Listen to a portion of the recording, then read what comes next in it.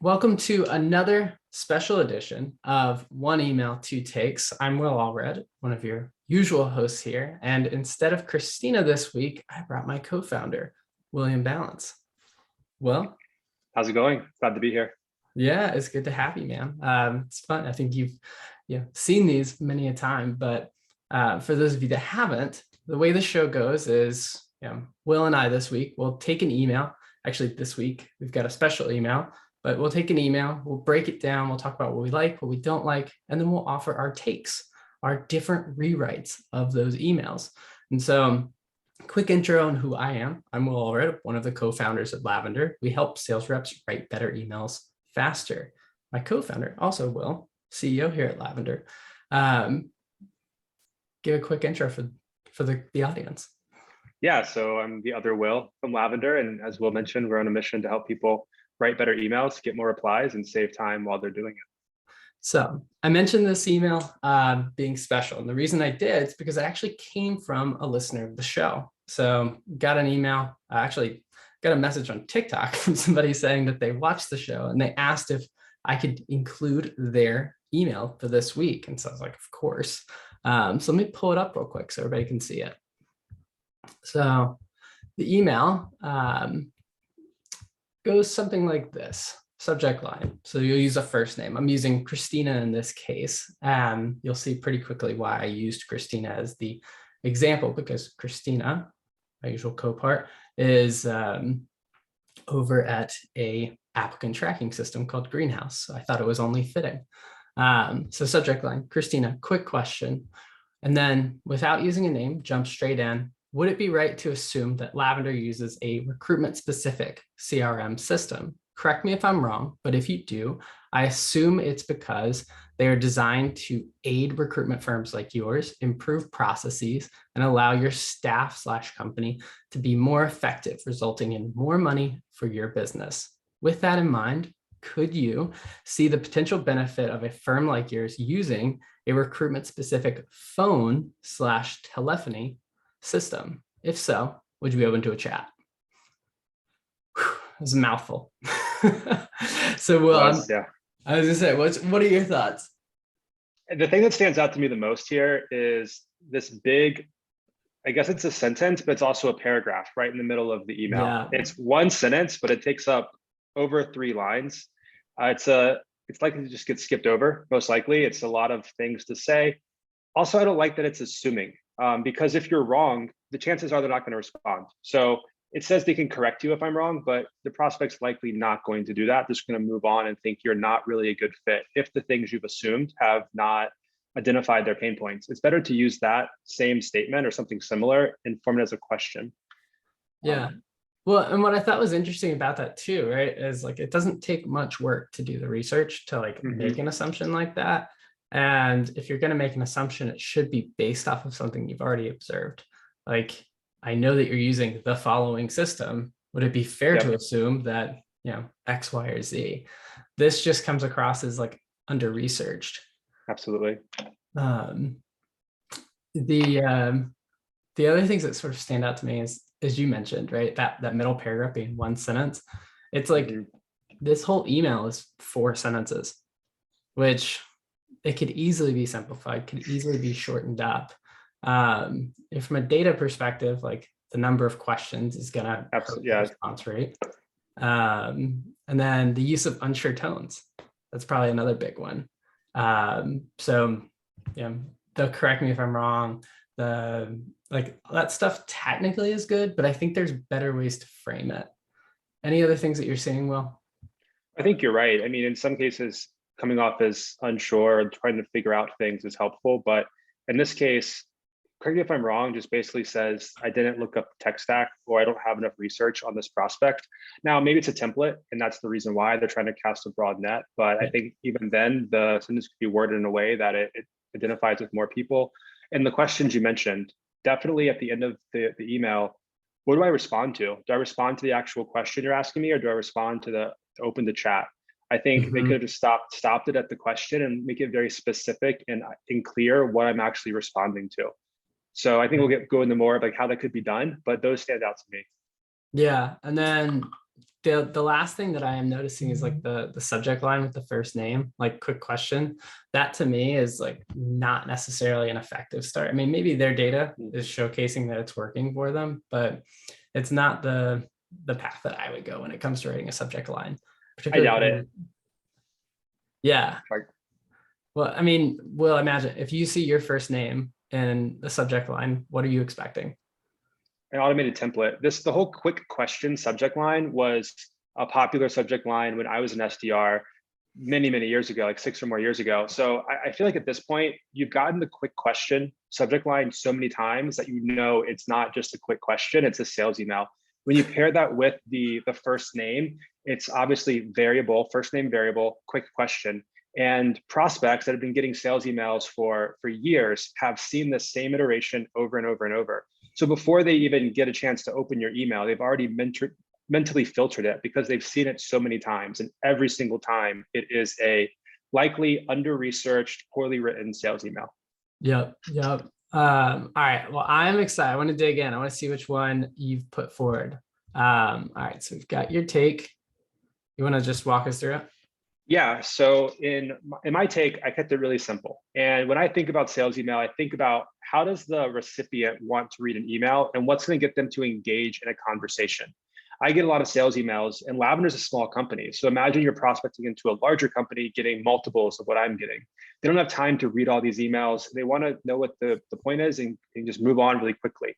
It's a short subject line. It's kind of a boring subject line. It could potentially have been something that came from an internal colleague, but that's not the important part of a subject line. The important part of a subject line is to get them to read that first sentence. The first sentence is showing that I've done some research, at least. I know that Christina is using Greenhouse. And I then close this email with a question. And that's really the key here, I think, is this idea of a call to conversation.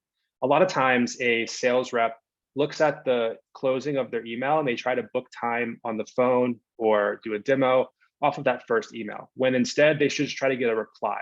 So in this take, we've looked at the email, taken the first one and kind of twisted it in a way to make it really specific and really easy to respond to. It's not a long-winded question. They could literally reply yes or no, and that gets the email thread going and the conversation going. In the middle here, we've also identified some commonalities with people like Christina and have incorporated that in here for some social proof of this happening and us being able to solve it. Yeah, and I think it's ironic that we went from 4 sentences above to 4 sentences again here, but it's half the size. Much more streamlined. Yeah, absolutely.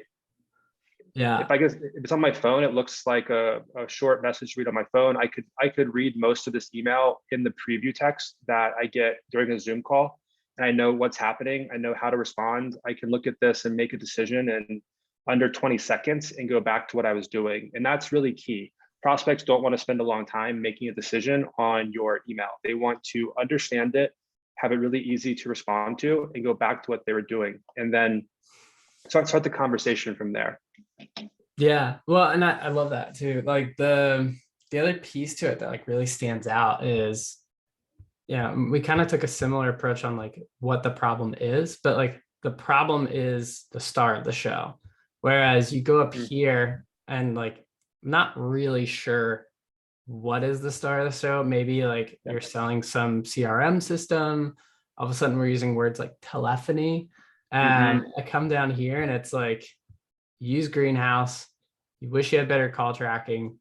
Have you looked at any phone systems that like plug in? Like it's very like the flow and the logic is very clean.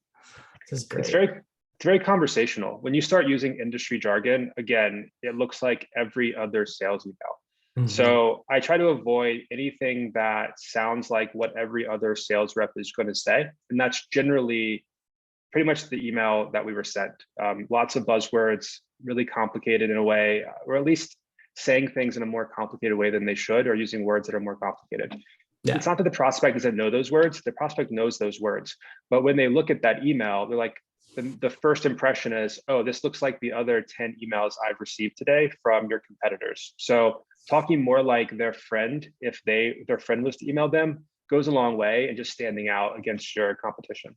Yeah, it's like if I was talking to you and I was like, "Hey, do you mind shooting me a text on your telephony system?" Right? Like Yeah. just words you wouldn't say. Hmm. Um, all right, let's switch gears. I'm gonna go through mine. So Greenhouse call tracking. Christina, love that you're already using Greenhouse. It's a great tool for automating and keeping track of recruiting efforts. From talking to recruiting leaders, phone calls still tend to slip through the cracks. We built a system that integrates right in. Recruiting shops love it, open to checking it out. Slightly different take, a little less focused on maybe like striking up the conversation, but still really easy to respond to, which is if somebody is looking to, solve for this particular problem, it's a very simple, easy note to respond to. Everything is a simple sentence structure. The only one that has a comma, thinking about the email before, there's like 7,000 commas, is this like note that's basically saying like, hey, I talked to other recruiting leaders. So I know people in your space. I can relate to this. This is the thing slipping through the cracks. We built a system that integrates right in. Recruiting shops love it, open to checking out, super easy to respond to. Also, you kind of walk away with like a very concrete idea of what it is that you provide, which I think is one of the challenges that I see a lot of reps sort of wrestling with, right? Which is, okay, you've told me I'm not supposed to be talking about myself, but like, how do I give you this sense for what it is that we do? And it's like, you can probably get it out there in 2 seconds, right? When someone's asking me about Lavender, I'm like, yeah, it's a Chrome extension, makes it really easy to write better emails faster. I can say that in like 6 seconds. Simple. You need to be able to do the same thing with your brand. You need to be able to explain what it is in a concrete manner within those 6 seconds. I took a slightly different approach on like the I saw or noticed you're using Greenhouse, and made it a little bit more friendly. Might not be this person's cup of tea, might not be their voice, but it's still that observation. And then I've actually used this framework before where I've used it on like competitive technologies, right? Hey, I saw you're using competitor to us. It's a great solution for blank, but most sales leaders that I talk to tell me it falls short when it comes to this. This is an adaptation of that because it's complementary, right? So I'm like, oh, I saw you use this. It's great for blank, but here's what tends to still fall through the cracks, right? So I'm still leaning on that like multiplier effect of what it is that we can bring to the arena, and then giving them a very concrete idea of what it is. What are your thoughts on this, Will? Yeah, Obviously, I think it's great. I think it solves a lot of the problems in the first email, and you simplified it a lot. Again, it's not a long email. It's easy to respond to. The question, I love the call to conversation. You approached it a different way here, but if I wanted to respond to this email, again, I can respond with one word. And I think that's really important, is making it so it's really easy to respond to with limited amount of words. A lot of times people will try to ask questions and the questions are super long-winded, and you have to, it's like an essay on a test. You got to respond with like a whole essay about it, or your whole thought process. And simple questions like this, it's just, are you interested or not? It tends to make it easy for someone to make that decision. So I love this. yeah, it's almost like a call to demo as opposed to dialogue. Mhm. Well, cool.